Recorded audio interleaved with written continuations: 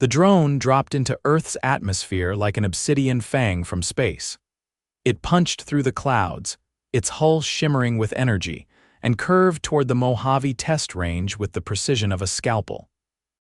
It landed without a sound, legs telescoping from its undercarriage, its sleek black body barely 2 meters long but humming with ominous potential. Connor Taves was not supposed to be there. He had been laid off from the aerospace contractor 3 weeks ago, and hadn't quite figured out how to tell his sister he was living out of his truck by the fence line of the decommissioned range. He wasn't squatting, he preferred improvised field research. He still had his tools, a half-charged laptop, and a satchel of notebooks filled with code, sketches, and one very stubborn idea. He could still solve problems no one else could. That morning, he'd been sketching a way to stabilize drone gyros using ambient EM fields when the sky tore open. He watched the descending craft with narrowed eyes, shielding them against the sudden gust of wind and dust. The drone landed a few hundred meters from his truck with unsettling grace. No insignia, no heat signature, just a low-frequency hum Connor could feel in his ribs. He grabbed his satchel and made his way toward it, boots crunching over dry scrub. He didn't think. He just moved. When he got within 50 meters, the drone's top hatch hissed open. A ramp extended. Above the ramp, a spherical projection flickered to life. It rotated slowly, revealing a single alien eye, bright sea glass green and dispassionate. Human male. You stand within the operational radius of experimental unit OSIN 4. Vacate the area or risk disintegration. Connor stopped walking. You just threatened to disintegrate me. Correct. You are a biological hazard within OSIN 4 deployment zone. You are advised to step back. Connor crouched slowly, pulled his notepad from his satchel, and began scribbling. The projection blinked. Are you documenting your final moments? No, Connor said without looking up. I'm writing down your syntax. You're using a modified form of recursive logic in your command set. Interesting. Very rigid. I am Professor Eldros of the Virellian Academic Consortium. I deployed OSIN 4 to evaluate planetary threats and sterilize anomalies. You are not relevant. Connor walked forward another step. So you're a teacher with a murder drone. I am a tenured professor of applied xenomechanics. The drone's lethality is a calibrated response. Connor tilted his head. You built it? Correct. Okay, that explains why it's over-designed and under-socialized. The drone suddenly retracted its ramp. A thin slit opened along its dorsal ridge and a small cannon unfolded. It tracked Connor with a soft whir. Final warning. Connor dropped his satchel and calmly pulled a roll of weather-worn duct tape from it. You're going to want to listen to me. I do not listen to lower-order organisms. Connor unzipped the side pocket, pulled out a small circuit board, and held it up. This is a universal interface node from a decommissioned Skell-Tech drone. I've been modifying it. You see, your murder toy's signal frequencies are similar enough that I can piggyback. You must have scanned the spectrum before deploying. Didn't expect anyone down here to notice. Huh, Eldros hesitated. Connor crouched beside the drone's rear panel. You used a basic cipher lock on this access port. Unbelievable. Do not touch that. Connor connected the board with a snap of metal and began writing code with a marker directly onto a transparency sheet taped to the drone's chassis. His handwriting was a mess of shorthand commands and overrides. He pulled a pocket scanner from his belt and began running a loopback test. Eldros flickered. You are not authorized to interface. You're about to sterilize a 3-kilometer radius with a drone that doesn't even have a terrain map of Earth. You're lucky I showed up first. I am not lucky, Eldros said flatly. Connor stopped writing. Well, I am. Lucky that your drone was built by someone who still thinks in straight logical branches. Lucky you never expected someone to write commands by hand. See, you assumed all overrides had to be digital, but you forgot that humans improvise. The cannon whined. Connor didn't flinch. He pressed a final command into the panel. The drone froze, then its cannon retracted, the hum stopped. Connor stepped back, breathing hard. Eldros said nothing for 3 full seconds. You shut down OSIN 4 with handwriting, Connor nodded. I do not understand.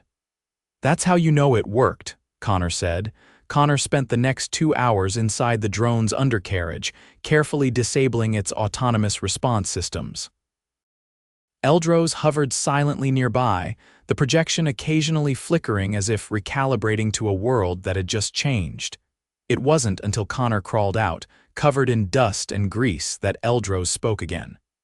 You are not military, not even properly credentialed. How did you do that? Connor leaned against the drone and wiped his forehead. I got fired from a drone engineering firm for suggesting we build modular code layers that could be manually overridden in the field. My boss said that was inefficient. Guess it's efficient enough now. Eldros floated closer. What is your designation, Connor Taves? I will record your actions for academic review. You demonstrated cognitive flexibility under threat. This is not consistent with your species' standard profile. Thanks. I must recover the drone before it destabilizes. Its power core was not designed for this climate. Connor nodded. Let me help. I already know the layout. Eldros hesitated again. You are not afraid of me. Connor looked up. I fix things. Doesn't leave a lot of room for fear. The next 3 hours were spent stabilizing the drone's power core and disabling its threat protocols. During that time, Eldros asked Connor questions about tools, about logic, about why he'd written his code by hand instead of using a digital interface. Connor paused while adjusting a capacitor. Because the systems I'm working with don't understand human intuition, but if I write it by hand, I force myself to think like the machine, no shortcuts. Eldros processed that. You reverse-engineered my weapon with a marker and transparency sheets. Connor smiled faintly. And duct tape. When the drone was finally inert, Eldros floated silently for a while. Then, without a word, he deployed a small scanner and ran it over Connor's notebook. You intend to improve the drone? No, I intend to make sure no one else gets hurt by it. I misjudged your kind, Eldros admitted. Connor shrugged. We do that a lot too.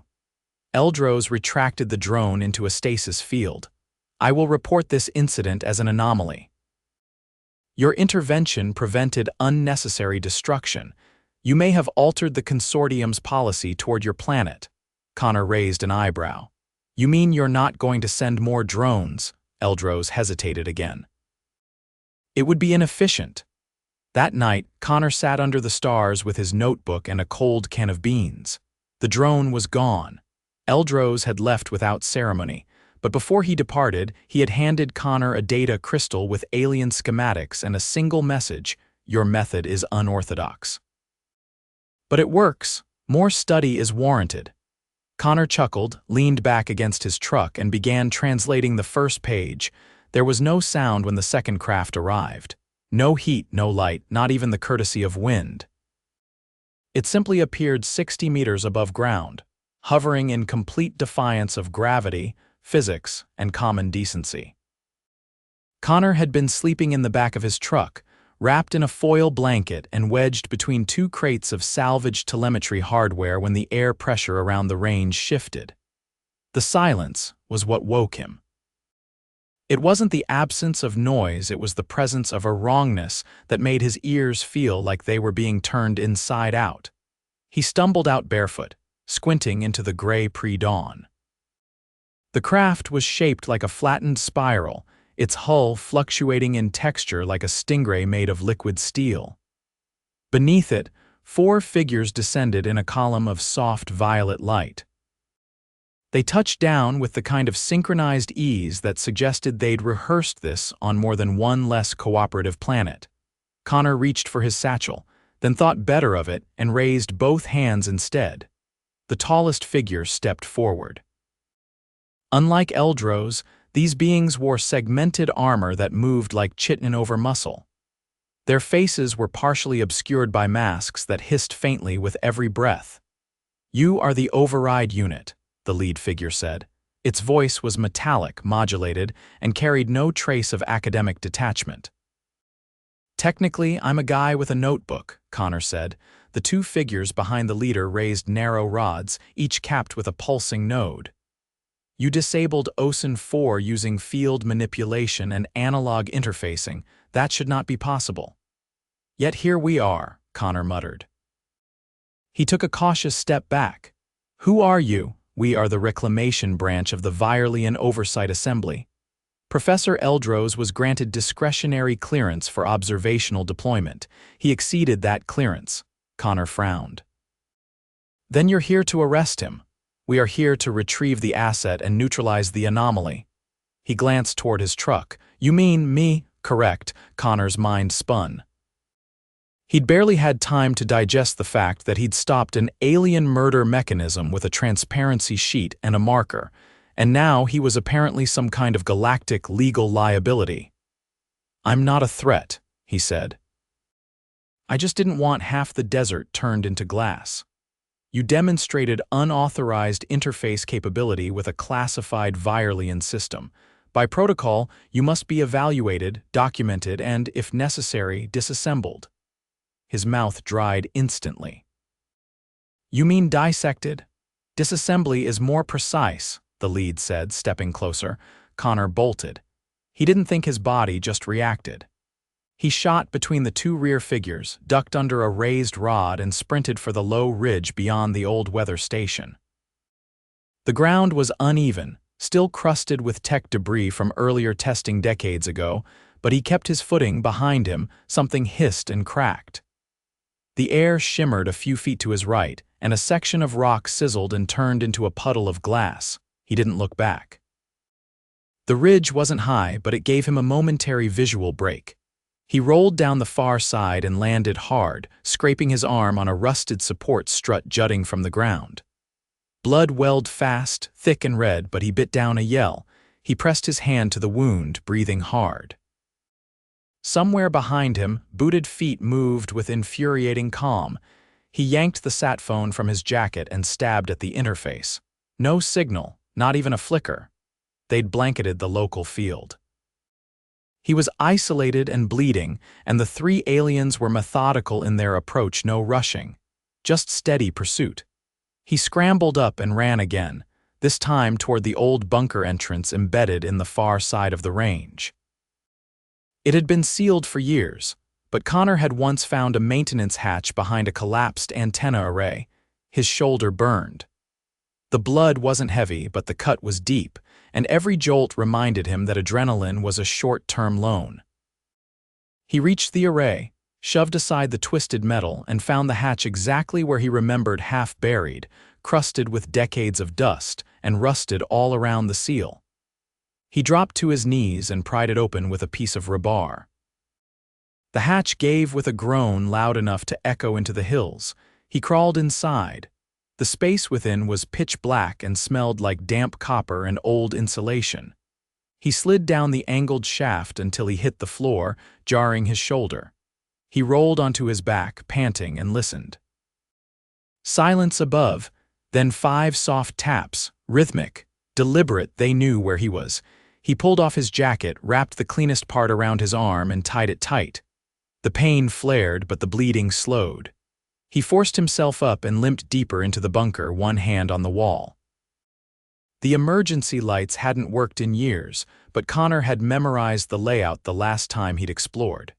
He found the old generator room, flipped open an access panel, and began reconnecting cables with shaking hands. A soft hum. Then a flicker. The lights sputtered to life, casting the corridor in a dim amber glow.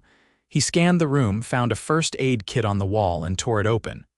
No painkillers, but enough antiseptic to make him wince as he cleaned the wound. Gauze, tape, it would hold. Footsteps echoed from the shaft. He grabbed a length of conduit and backed into the shadows. The first figure dropped down silently. Its suit adjusted to the low light, plates shifting to expose narrow sensory slits across the chest and shoulders. It scanned the room, then turned toward him. Connor hurled the conduit. It clanged off the figure's shoulder, barely registering. "I'm not going with you," Connor said. "You will not be given the option." A second figure landed, then a third, the first advanced. Connor reached into the satchel and pulled out the only thing he had left, a prototype interface wedge, half built from scavenged parts and barely tested. It was meant to disrupt drone communication protocols by flooding their command channels with recursive logic loops. He slammed it into the panel on the wall and activated the pulse. A wave of static buzzed through the air. The lights flickered violently. The three figures staggered, their suits spasming, shoulder plates locking, boots skidding against the floor. Connor ran. He didn't get far. One of them recovered faster than the others and fired. The bolt hit the wall beside him, spraying hot shards of synthetic insulation across his side. He fell, gasping, but the pulse had bought him seconds. A low rumble shook the ground as the old ventilation system kicked on, triggered by the same surge that activated the pulse. The draft pulled dust through the corridors, clouding the air. Visibility dropped to nothing. Connor crawled into the storage wing, dragging himself through broken crates and collapsed shelving, every breath coated in grit. He found the old comm array. Non-functional for years, but still intact. He tore open the casing and began rewiring with trembling fingers. He didn't need a full transmission, just a burst, something that could piggyback on the Virellian tech. He bypassed the power regulator and rerouted the wiring through the emergency capacitor. The panel sparked. He didn't flinch. He rerouted again, a low beep. Then the narrow band transmitter lit up. He keyed in the frequency from the crystal Eldros had left him. It had taken him hours to partially decode it, but he'd isolated one band that seemed to ping a relay outside the atmosphere. He held his breath. The signal went out, silence. Then the air shifted, not the same wrongness as before. This time it was heavier, like the atmosphere itself had been pressed through a sieve. A fourth figure arrived. It didn't descend. It simply stepped into the corridor as if it had always been there. The three armored pursuers froze. The new figure was taller, robed in layers of shifting material that seemed to rewrite its own color as it moved. Its face was obscured by a field of motes resembling static. It raised one hand. "Stand down," it said. The three attackers retreated instantly, their suits folding into a neutral posture. Connor stared up from the floor, still clutching the half-melted transmitter. "You responded to the relay," he said, voice hoarse. The robed figure turned toward him. "You accessed a diplomatic fallback channel embedded in a restricted crystal. That relay is not meant for use by your species. I was out of options. You are not authorized for Virellian conflict resolution protocols. I noticed." The figure stepped closer. "Your blood loss is non-trivial." Connor glanced at his arm. The gauze was soaked through and his fingertips had gone cold. The figure knelt, remained conscious. No promises. A thin instrument deployed from its sleeve. It injected something into Connor's neck, cool, sharp, and immediate. His vision snapped back into focus. "You will recover, slowly." Connor lay back, exhaling. "So, what happens now? You are the first human to trigger a diplomatic override through analog improvisation that violates multiple assumptions. Assumptions deserve it." The robed figure paused. "Perhaps." It stood. Behind it, the other three waited, motionless. "You altered the trajectory of a planetary-grade decision matrix with wire, paper, and hand-drawn logic. That is not a capability we are prepared to ignore." "I didn't do it to impress anyone. You did it because you had to." Connor nodded. "We will speak again," the figure said. Then it vanished. The others followed, fading without sound or light. Connor lay on the floor, arm throbbing, lungs aching. The bunker was quiet again. He looked at the fried transmitter, then at the half-functional pulse wedge, then he laughed, quietly, without mirth, and began planning his next move. Connor's side throbbed with a dull, spreading heat that hadn't let up in 3 hours. He was back in his truck, parked at the far edge of the range beneath a rusted water tower, engine off, windows down. The desert air had cooled, but sweat still clung to his neck and temples. The injection the robed alien had administered had stabilized him, but the fatigue was creeping back in waves. He'd cleaned the wound again with what was left in a bottle of isopropyl, then rewrapped it using strips from an old t-shirt boiled in water over his portable stove.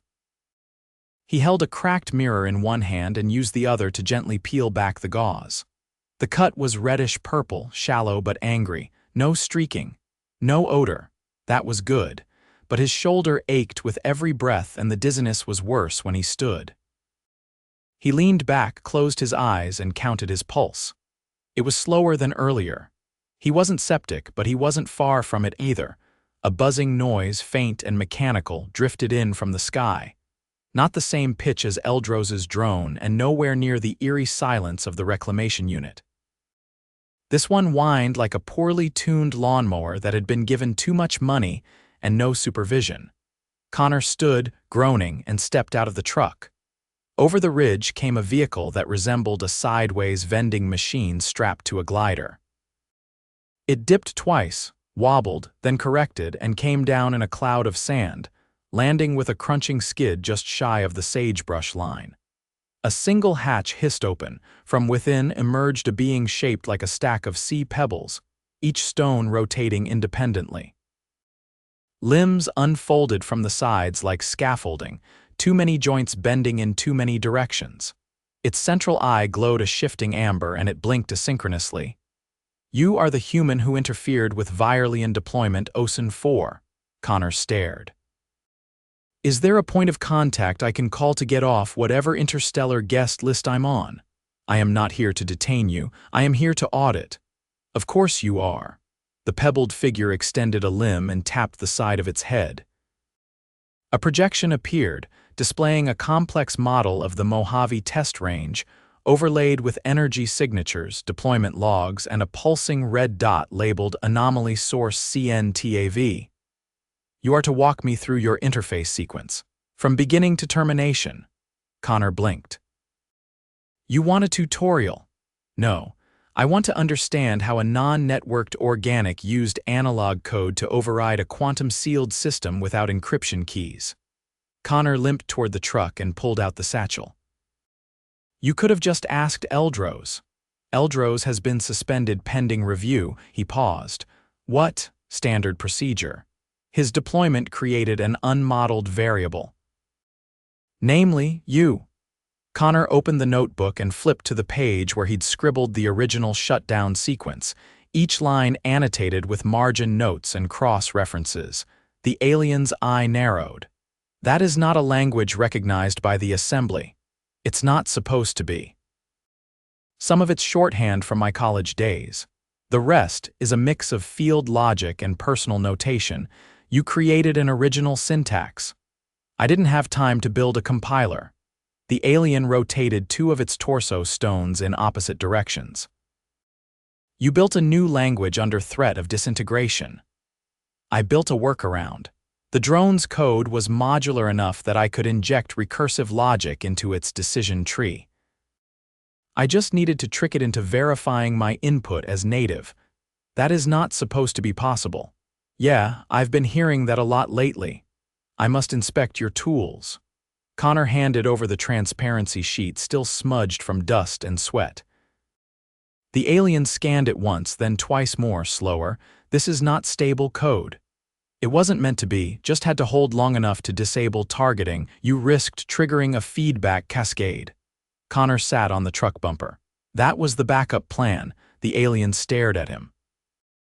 "I was hoping it wouldn't come to that," Connor added.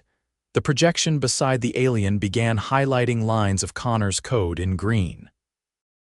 "You introduced chaos variables into a deterministic system. I call them maybes. Sometimes they turn into yes." The alien stood motionless for several long seconds. Then it powered down the projection and retracted its scanning limb. "I have concluded the audit." "No further disciplinary action is required," Connor exhaled. "Great, now can I sleep for a week?" "There is an outstanding issue." "Of course there is. Your override method has been cataloged under emergent threat response. It implies that your species can interface with Virellian systems through improvisation. That changes protocol." Connor rubbed his temples. "So now what? You wipe my memory." "Implode my truck," We are not authorized to erase organic cognition. Then what? You are to demonstrate the limits of your improvisation, he blinked. You're assigning me homework. The alien opened a side panel on its glider. From within, it withdrew a small cube glowing with internal circuitry.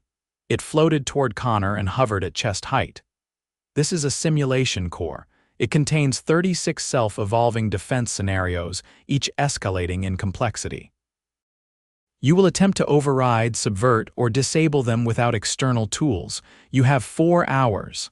I just got stabbed. Medical delay granted. You have 6 hours. Connor stared at the cube. And if I refuse, then we will assume your success was statistical anomaly and proceed accordingly. Which means, the eye turned a deeper shade of amber. Containment. He looked at the cube again. Fine. But I want a chair. Accepted. 2 minutes later, a folding chair materialized from the glider. Connor sat, placed the cube on a crate, and watched the first scenario unfold as a holographic interface overlaid itself in the air. The cube projected a rotating construct that resembled a surveillance network running on unstable code. Data loops, error-checking threads, and a rudimentary AI trying to patch itself in real time.